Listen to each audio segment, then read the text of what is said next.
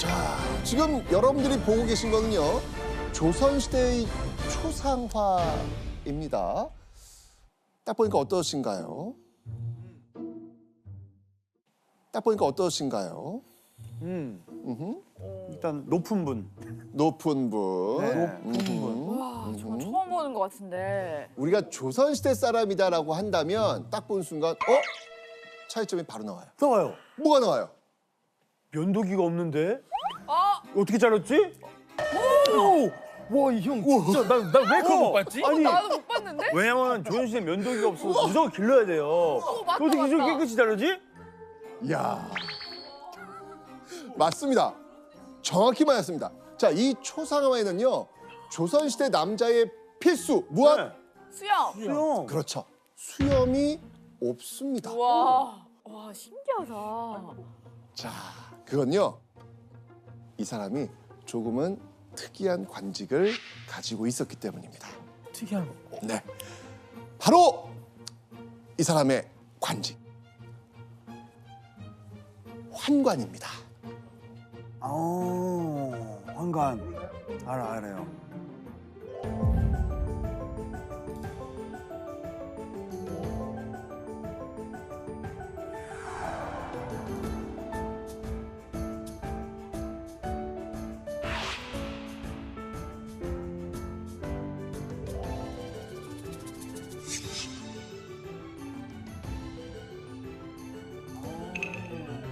조선시대의 환관을 그린 초상화는요, 단 2점뿐입니다. 이 초상화는요, 그중 이 공신으로 책봉되기까지 했던 임우라는 환관을 그린 아주 희귀한 그런 초상화가 되겠습니다.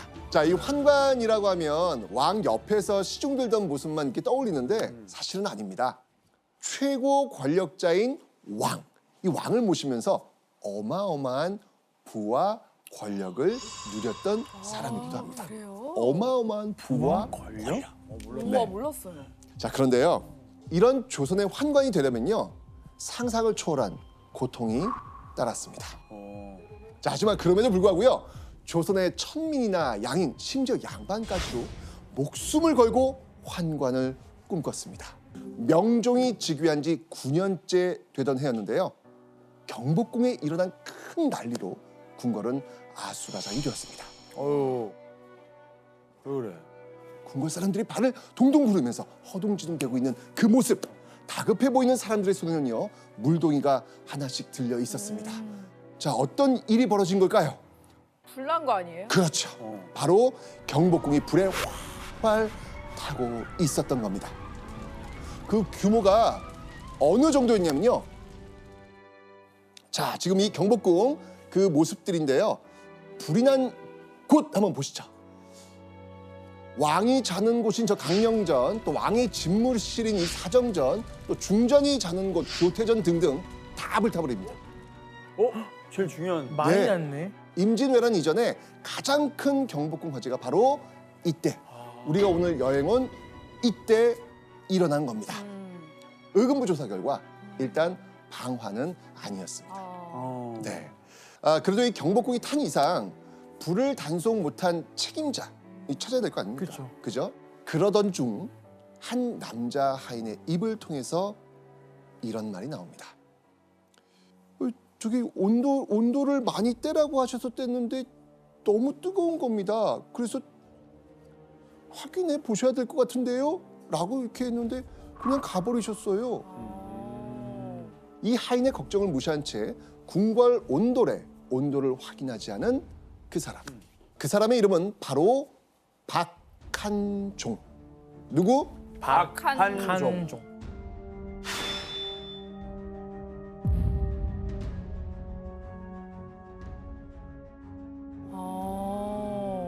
화재의 책임자가 박한종이라는 소식을 들은 대신들은 이렇게 이야기하죠. 당장 환관 박한종의 벼슬을 빼앗고 쫓아내십시오. 조선의 궁궐을 불타게 한 죄인에 대해 처벌을 내려야 하는 상황. 자, 그런데 이때 명종은 놀라운 대답을 합니다. 네. 한종은 내 명을 받아 이랬을 뿐이다. 윤호하지 않는다. 아니 이상하지 않습니까? 화를 내면서 책임자를 처벌해도 부족한 마당에 왕이 지금 박한종을 감싸고 돈 거예요. 네. 명종은 왜 박한종을 그렇게까지 총애했을까요? 그걸 알기 위해서 우리는 환관이 대체 어떤 존재인지 알아봐야 되겠습니다.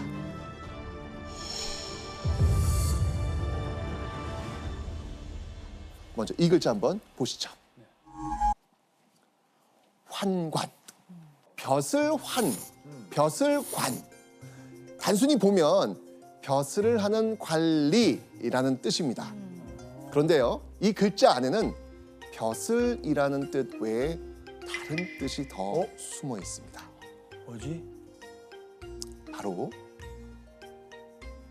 남성성을 상실했다는 뜻이 있습니다. 그러니까 환관은요, 생식 기능이 제거되어 남성성을 상실한 채 관직에 있는 사람, 그 사람을 환관이라고 이야기하는 겁니다. 자, 그런데요, 이 조선 환관에게는요 또 다른 이름이 있었습니다. 또 다른 이름, 그 내시. 맞습니다. 고려 시대에 내시와 환관이 다르다라고 제가 말씀을 드렸어요. 네. 맞아요. 자, 내시는요 그 당시 문신이었습니다. 그리고 환관은 잡일을 하는 사람들이었죠. 자, 그런데 조선 건국 후에는요 환관과 내시의 의미가 점점 섞이게 되면서 일반적으로 환관 이퀄 내시. 환관과 내시를 섞어 쓰시면 돼요. 네네. 자, 그럼 이 환관은 궁에서 과연 어떤 일을 했을까?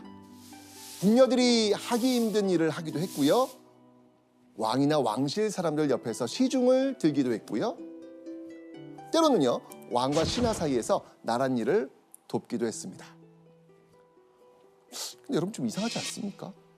아니, 일은 노비도 할 수 있고 네. 신하들도 할 수 있는데 굳이 궁에 왕 옆에 남성성이 사라진 환관이라는 존재가 왜 필요했을까요?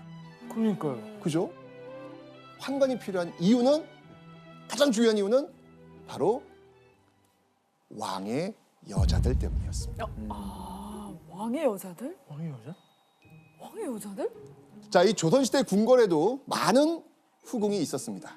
그런 왕의 후궁들 외에도 또 왕의 여자라고 하면 누가 있을까요? 후궁 외에도. 아, 일하시는 그래, 일하시는. 요리하시는 분들. 그렇지, 요리하시는 분들, 네. 궁녀들. 네. 그녀들도 왕의 여자들입니다. 궁궐 안에 수많은 왕의 여자들이 있다는 것. 그래서 환관이 필요했던 겁니다. 일반 남자들을 궁궐의 환관으로 들이게 되면 아까 얘기했던 왕의 여자하고 이성 간 접촉이 생길 수 있고 불미스러운 일이 발생할 수도 있겠지요.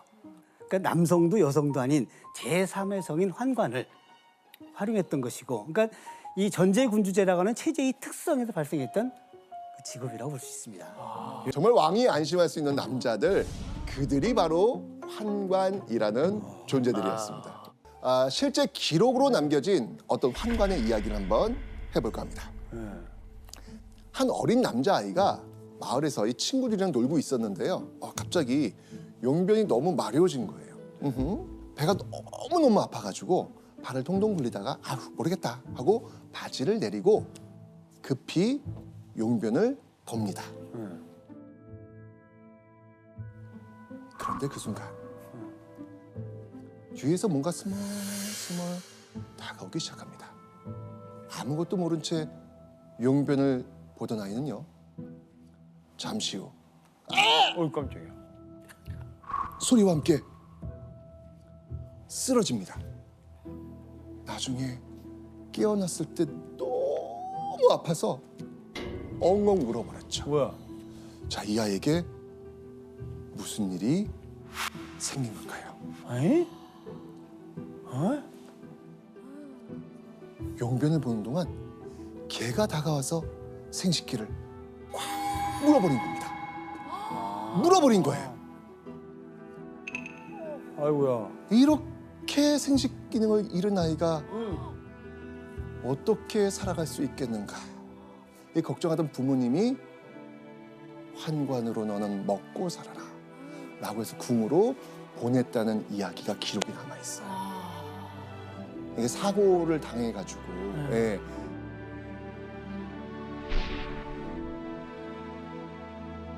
정말 믿기 힘든 이야기입니다. 그런데요, 이런 예상치 못한 사고로 환관이 된 기록은요, 고려, 조선 등 여러 군데 기록으로 남아 있습니다. 뭐 물론 다 이 사고 때문에 환관이 된 건 아닙니다. 태어날 때부터 생식 기능에 장애가 있는 아이들이 또 환관이 되고는 했습니다. 자, 그런데 조선시대 환관 총 몇 명이었을까요? 황관. 네. 환관. 일단 경국 대전에는요 무려 140명, 140명이라고 그 숫자가 정해져 있긴 합니다. 많이 그렇게 필요해요. 많아요? 네, 맞습니다. 맞네. 궁궐도 넓고 환관이 하는 일 굉장히 많습니다. 와. 그래서요 조선 후기엔 최대 400명 가량으로 숫자가 늘어나기도 합니다. 그런 방법이 아니라면 어떻게 환관이 됐을까요?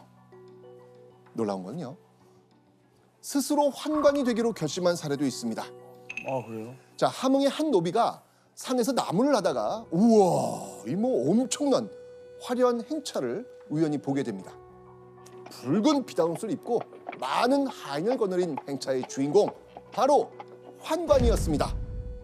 나무를 하던 노비, 그 모습을 보고 무슨 생각을 했을까요? 자, 그 기록이 남아 있습니다.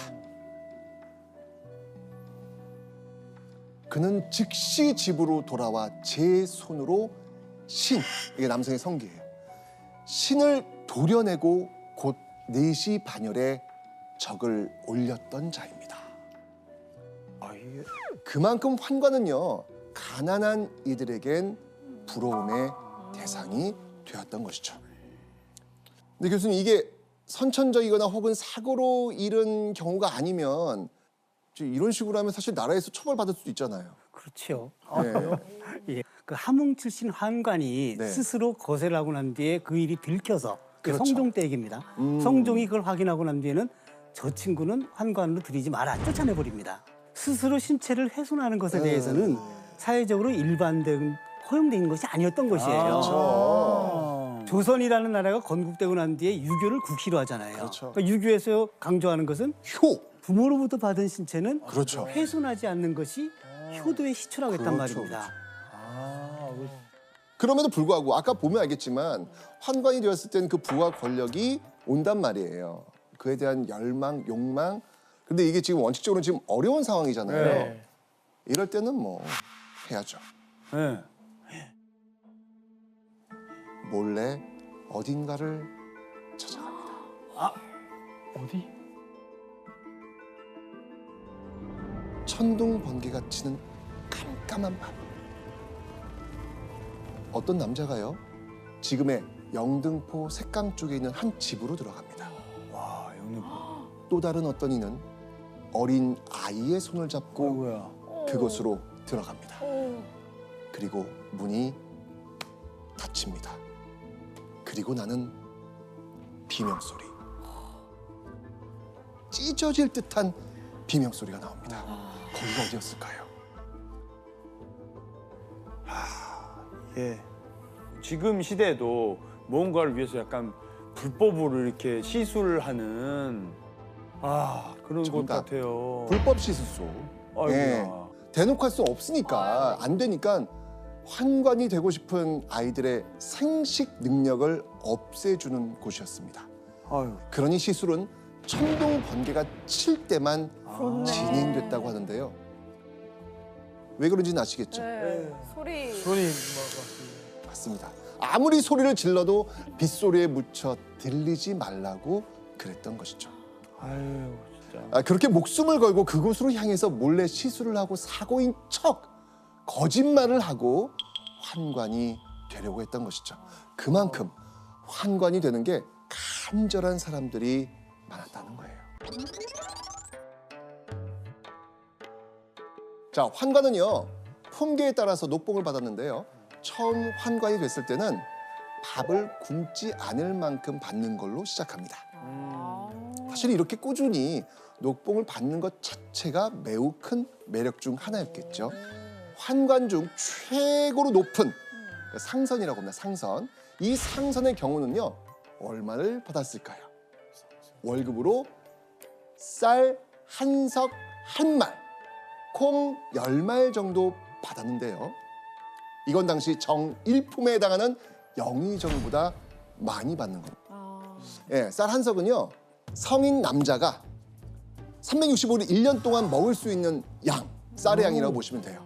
걔는 그 정도의 쌀을 한 달에 한 번씩 받는 한 달에 한 번씩? 네. 매월 많이 뭐야? 줬네요. 그 시대 이 돈인데? 정도면 그러면 엄청난 거죠, 그러니까. 그 남는 거 다 파는 거예요? 그렇죠. 예. 어마어마한 지금 돈을 받는 겁니다, 지금.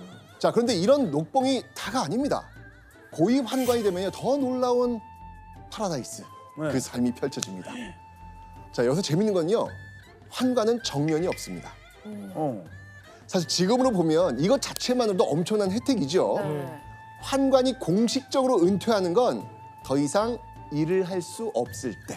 그렇게 한 70세 이상이 되어서 은퇴할 경우에는요, 나라에서 굶지 말라고 매달 쌀을 주고 집도 내려주고 일종의 연금을 주는 겁니다. 와. 네, 좋죠. 그야말로 은퇴에도 걱정 없는 평생 보장 시스템 제공이 되었던 것입니다. 마르지 않은 혜택. 네, 마르지 않는 혜택. 많은 부와 명예를 누렸구나. 네. 우리가 알고 있던 그 환관 내시가 아니네요. 그렇죠. 정말 굶어 죽기 일보 직전인 그 가난한 네. 백성들 입장에서 이 모습을 보면 열망하지 않을까요? 아, 유명하죠. 이해가 되네.